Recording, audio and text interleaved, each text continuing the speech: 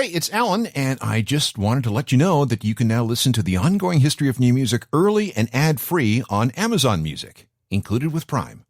Hi, I'm Alan Cross, and for the next few weeks of the podcast, we're going to dive deep into the ongoing history archives. There are more than 1,000 shows in there, and many of these programs have not been heard for years. So, welcome to an ongoing history of new music archives podcast with a series called The Top 100 Moments in New Rock. Now, bear in mind that these shows originally aired in the spring of 2004, but we thought it might be fun to hear where we've been, how things used to be, and how much everything has changed since. We hope you enjoy this look back in time. This is the sound of history. Yeah, one journalist put it very well, said U2's music is for the head, the heart, and for the feet. Ramones kind of signifies unity or family, brother, gang, brotherhood, all that crap. So here we are, the Ramones.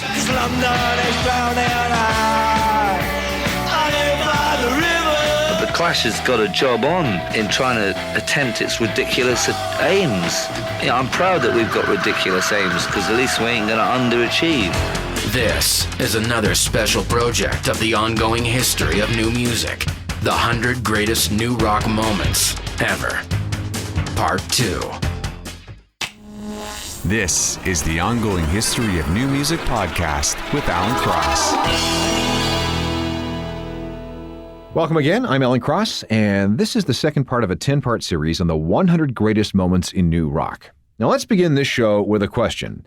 What, precisely, is the definition of a moment?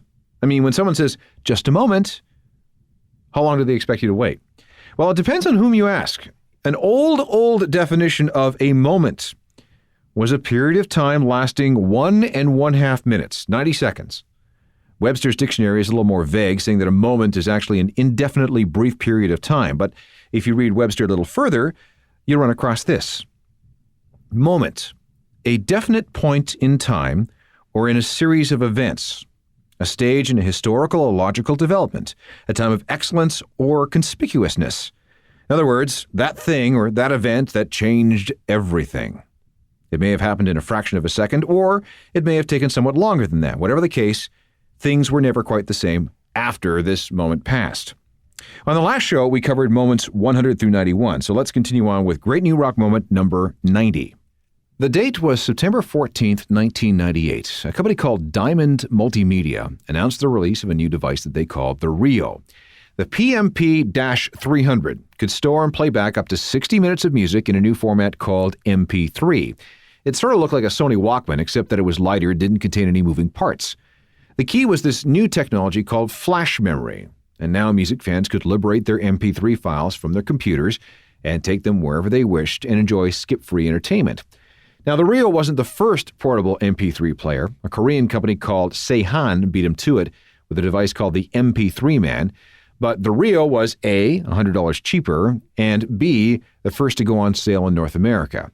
Now, it seems a little crazy, but the Recording Industry Association of America soon filed a lawsuit against Diamond Multimedia, saying that the Rio violated the Audio Home Recording Act. Making digital copies of MP3 files is illegal, they said. It doesn't have the proper copyright protection circuits. But the judge said no, and after that, MP3 players were here to stay. Another thing to remember is that MP3 files were a little scarce in the fall of 1998, and even if you could find one, they took a long time to download. This, after all, was in the days before high-speed broadband internet access. So, to make things easier, Diamond Multimedia assembled about 100 songs from various artists and made them available to Rio customers. And of all the performers who jumped on board, the best known was Frank Black, ex-leader of the Pixies, who had just released something under the name Frank Black and the Catholics. Great moment number 90, the introduction of the Diamond Rio MP3 player on September 14th, 1998. Well, I said you were for my affection, but that didn't work out so great, and I'd help you with your perfection, but I still think I'm your best fit. Let me tell you what Frank Black and the Catholics, a song that helped launch the Rio PMP-300. the first portable MP3 player to go on sale in North America. That's New Rock Moment number 90. How would you like to be on your way to work only to be caught in a traffic jam because a U2 concert broke out? That's exactly what happened on November 11th, 1987 in San Francisco. U2 was roaring through a North American leg on their Joshua Tree tour when the band thought it might be fun to play a free and unannounced concert in Justin Herman Plaza in San Francisco. Why? Well, because there had been a great stock market crash 3 weeks earlier, and Bono declared, tongue-in-cheek of course, that U2 needed to stage a Save the Yuppies concert.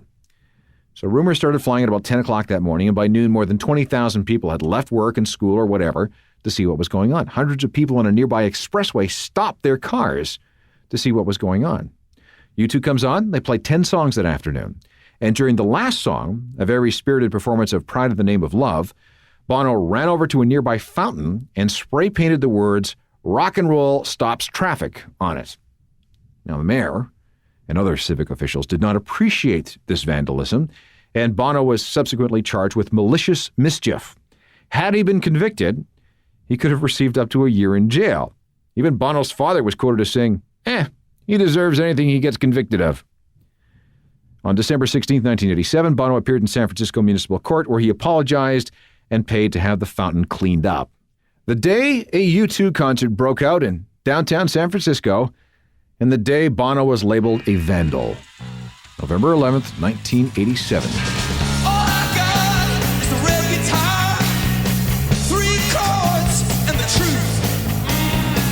All I got is a red guitar, the rest is up to you. U2, live in Justin Herman Plaza in San Francisco, November 11th, 1987, New Rock Moment number 89. Much of history is the result of accidents. We usually hear of the bad stuff, but there is such a thing as a happy accident, and that's exactly how Radiohead managed to launch their entire career. See, Thom Yorke had written this song about a girl he really wanted to date, and at the time, he was in a complete alcoholic stupor, and when he woke up, he was really ashamed at how wimpy the song was.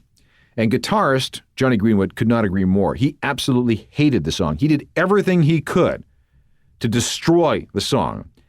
And he kept dropping in these loud, grinding scratches across his guitar strings just before the chorus. He was being a jerk. He wanted everybody to say, all right. We'll stop it. We'll throw it out. But when Radiohead ran through the song in preparation for a proper take, their producer secretly pressed record in the control room. And what we all ended up hearing was Radiohead recorded in secret. This is essentially a live recording with only some piano and background vocals added later. And it changed everything. Johnny's attempts to screw things up instead added a proper amount of anger and tension to the song. And really, it's what makes the song work. The world agreed, and Radiohead had their breakout hit. But I'm a creep. I'm a widow. What the hell am I doing here? I don't belong here. Jonny Greenwood's failed sabotage of Creep. New Rock Moment number 88. Moment number 87 is not a happy one, at least not for the guys in the Verve. 1997 was supposed to have been a great year for the band, thanks to their brilliant Urban Hymns album. But then an old Rolling Stones manager got in the way. Andrew Loog Oldham had long since removed himself from the music scene, setting himself up with a nice home in Bogota, Colombia. But that didn't mean he wasn't keeping tabs on things. When Oldham heard the song Bittersweet Symphony, he went into a rage and then went into action. And singer Richard Ashcroft will forever rue the day he picked up an obscure Rolling Stones record at a flea market. Much of Bittersweet Symphony is built around a 4.5-second sample from an orchestral version of a Rolling Stones song called The Last Time. And I'm really talking obscure. I mean, this wasn't even a Stones recording. It was a cover by this orchestra. We're talking someplace in the middle 60s. The Verve did ask permission to use the sample. A tape was sent to Mick Jagger and Keith Richards. They weren't concerned. A tape was sent to Oldham in Colombia. He basically said, big deal, but then he did pass it on. When the tape reached Alan Klein, the former Stones manager who controls the copyright to this particular Stones song, Well, the trouble began. When the Stones dumped Klein in 1972, he somehow ended up with control of the copyrights of all Stones songs up to 1970, and Klein is old school. He doesn't believe in any kind of sampling. I don't care if everyone else in the world allows it, he says. I don't agree with sampling as a matter of principle, and certainly I don't agree with sampling of a Stones song. And at first he refused any and all permission for any use of those 4.5 seconds. But the Verve, by this time, was desperate. Bittersweet Symphony was to be the band's big comeback single. They had to be able to release it. So a high-level record company executive was sent to negotiate, and he struck this deal with Klein. And Klein said that, yes, he was willing to split the royalties on the song, 50-50. But what he didn't say during the final discussions that his version of 50-50 meant that 50% of the money would go to Mick Jagger and 50% of the money would go to Keith Richards. The Verve didn't realize that until it was too late. So all the Verve would get for writing the greatest song of their career was a flat $1,000 for the lyrics. No change, I can change, I can change, I can change, but I'm here in my mold. I am here in my mold, but I'm a million different people from one day to the next. I can't change my mold, no. The day Richard Ashcroft found that old album full of Stones cover songs. New Rock Moment number 87. When we come back, we'll look at two disappearances, one with a happy ending and the other with, no ending so far. Welcome back to part 2 of a series called The Top 100 New Rock Moments of All Time. I'm Alan Cross, and we're up to moment number 86. Great concern washed through the English punk community at the end of 1982. Joe Strummer, one of the voices of the whole British punk explosion, had inexplicably disappeared, vanished, gone. On April the 26th, 1982, the night before the Clash was supposed to leave on a big tour, Joe couldn't be found. The whole tour had to be scrapped. The Combat Rock album came out in May 14th, 1982, while Joe was AWOL, and rumors were rampant. He was gone, for 8 full weeks. He showed up quite suddenly in mid-May 1982. Where had he been? Well, Joe wasn't telling. He said he went to run in the Paris Marathon. He said he went to help get a girlfriend's mother out of jail. He said a bunch of other things. Was it a publicity stunt created by the Clash's manager, or was Joe just burned out and given a chance to recover? We never did receive a straight answer on this, but man, the whole thing really did freak everybody out. And whatever the case, in retrospect, this vanishing act marked the beginning of the end for the Clash. Should I stay or should I go now? Should I stay or should I go now? If I go, there will be trouble. And if I stay, it will be Joe Strummer's 8-week disappearance in April and May of 1982. It's New Rock Moment number 86. Moment number 85 is another disappearance, but for the moment it remains unsolved. What happened to Richie Edwards on February 1st, 1995? Richie was easily the most extreme member of the Manic Street Preachers, one of Britain's most outspoken bands. Richie suffered from depression and anorexia, drug use, and bouts of self-mutilation. But despite several attempts at rehab and therapy, it was obvious to everyone that Richie was in big trouble. The final trigger seemed to have been the death of his dog on January 14th, 1995, and after that, Richie began acting even more strangely than usual. On January 31st, 1995, he and fellow band member James Dean Bradfield checked into a London hotel to get ready for a promotional trip to North America. At 8:30 that night, James knocked on Richie's door, room number 561, and asked if he wanted to go out. And Richie said no, he'd just rather stay in and have a bath. He later called his mom to talk about how he really didn't want to go on this promo tour of America, and that was really the last anyone heard from him. At 7 a.m. on February 1st, the very next morning, Richie checked out of the hotel and drove to his home in Cardiff, Wales, where he dropped off his bottle of Prozac and his passport. Next to that was a receipt from a toll highway with 30 pence and change. That was it. His car was found 12 days later at a gas station by a country bridge, which is supposedly a favorite suicide spot. The battery was dead, suggesting that Richie had been running the radio or the heater for a long time, but that was it. He was gone. There was no body. There were no clues, no motives. What happened to Richie? Since then, there have been Elvis-like sightings of Ritchie in Goa, India, in the Canary Islands, in London, in Africa. But on February 1st, 2002, 7 years after his disappearance, Ritchie was declared legally dead. But really, the bottom line is that no one knows for sure. It remains a mystery.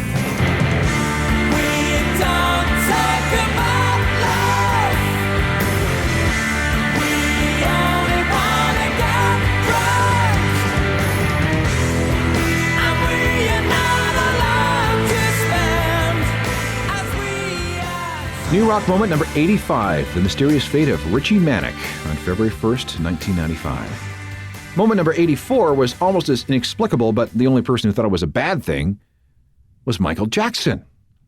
The Brit Awards are Britain's answer to the Junos or the Grammys, and on February 19th, 1996, Michael Jackson was on hand to pick up his Artist of a Generation award.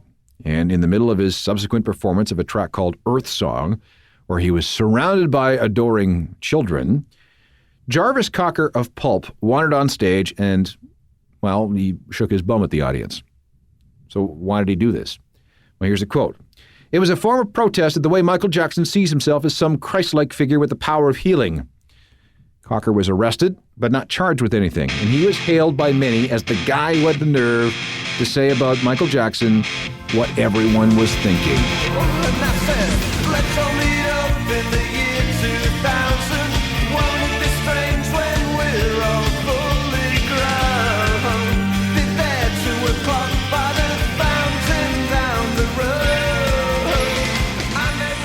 New Rock moment number 84, Jarvis Cocker crashing Michael Jackson's performance at the 1996 Brit Awards, an event that generated worldwide publicity for weeks. 3 more moments to go in this program, including another protest that involved the band destroying the offices of their record company. Welcome back to the top 100 moments in the history of New Rock. Moment number 83 occurred when a record label pushed the Stone Roses just a little too far. Through 1989 and into 1990, the Roses were the biggest band in Britain. Not only were they the next big thing, but they were seen as England's greatest hope for the future. Their debut album, which had come out in May of 1989, had breathed new life into British rock. Records and concert tickets and T-shirts were selling like crazy. But all was not well. It all started when FM Revolver, an indie label that had once signed the Roses, decided that they wanted their piece of the hype. So in late 1989, they re-released the 12-inch for a song called Sally Cinnamon and produced a rather tacky video for it without the permission of the group. Negotiations went nowhere, so the band decided to take matters into their own hands. On January 30th, 1990, they launched a grudge attack on the offices of FM Revolver president Paul Birch and his girlfriend. Just to kind of teach him a lesson. The band stormed the offices armed with cans of blue and white paint. And when it was over, FM Revolver, as well as Paul and his girlfriend Olivia, had been, shall we say, redecorated. The offices were said to have suffered $50,000 in damage. Birch's Mercedes, which was out in the parking lot, had received some free bodywork and a brick through the windshield. The cops were called, the band was arrested the following day, and then charges were laid. The vandalism charges were dealt with in March 1990 when a judge fined each member £3,000 and decided not to give them a jail sentence because, in his words, a prison sentence might lead to notoriety for you and ultimately be to your benefit, and I certainly don't want to contribute to that. Naturally, the whole thing was a media circus, and everybody actually got a big chuckle out of it, except the guy at FM Revolver. And it all started over this song. I lay my fears sent to me from heaven, Sally Cinnamon, you're my word. The day the Stone Roses destroyed the offices of their former record company, January 30th, 1990. New Rock moment number 83. For moment number 82, we go back to the week following October 19th, 1993. See, October 19th was the day Pearl Jam finally got around to releasing their second album, which they called Versus. Now, grunge, if you remember, was at its absolute peak, and fanaticism about Pearl Jam was especially, fanatical. In the days that followed, Pearl Jam set an all-time sales record, exactly 950,378 albums were sold in that first week. The only other band that had come close was Guns N' Roses, who sold 770,000 copies of their Use Your Illusion album 2 in 1991. Now that number, 95378, was at the time mind-boggling. It was a sales record that would stand for years until guys like Garth Brooks and boy bands like NSYNC shattered it. But back in October 1993, when new rock was still to many people this fringy thing, Pearl Jam sales figures were a giant wake-up call. And whatever you wanted to call it, new rock or alt-rock or alternative music or modern rock, whatever, it had arrived. The picture kept will remind me. Don't call me daughter, not bitter. The picture kept will remind me. Don't call me. Great new rock moment number 82, the week in October of 1993 that Pearl Jam sold nearly 1 million copies of Versus. Our final new rock moment for this show dates to September 1st, 1990, when The Cure debuted a new album in a most unusual way. That night, if you were in the right area of London and you knew the frequency, you could have tuned in to a genuine, unlicensed, illegal radio station called Cure FM. The band had set up a pirate radio transmitter on the roof of their manager's office. Handbills had been passed around the city that read, "You can join in on The Cure's very own pirate party. Let's not go to bed." At the stroke of midnight, Cure FM was on the air. Unfortunately, technical difficulties screwed things up, so on October 6th, The Cure tried again, broadcasting at 101.7 FM and calling the station Cure 102. The 5-hour show featured interviews and traffic reports and weather reports and tracks from a new Cure remix album called Mixed Up. Here's a sample of what you would have heard had you tuned in that night. But if I had your face, then I could make it safe and clean.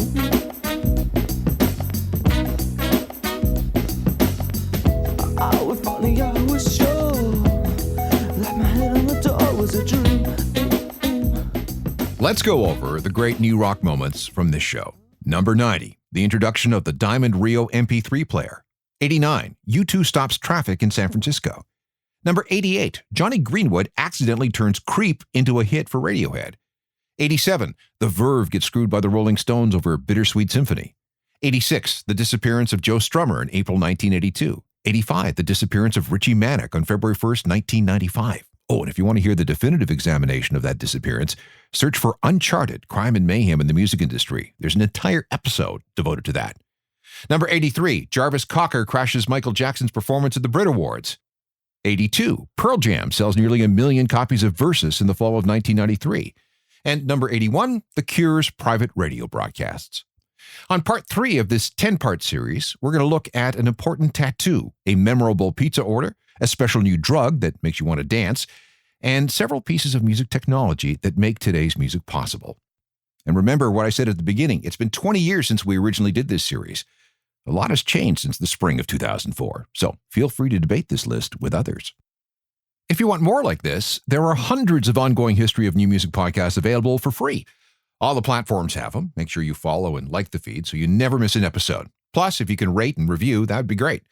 We can all meet up on my social media channels. There's my website, ajournalofmusicalthings.com, which is updated every day. Plus, there's the free newsletter that goes with it. And I have another podcast. It looks at the intersection of music and true crime. Look for Uncharted, Crime and Mayhem in the Music Industry, wherever you get your podcasts. And I welcome any emails. Just drop me a line at alan@alancross.ca. Technical production is by Rob Johnston. We'll talk to you next time. I'm Alan Cross.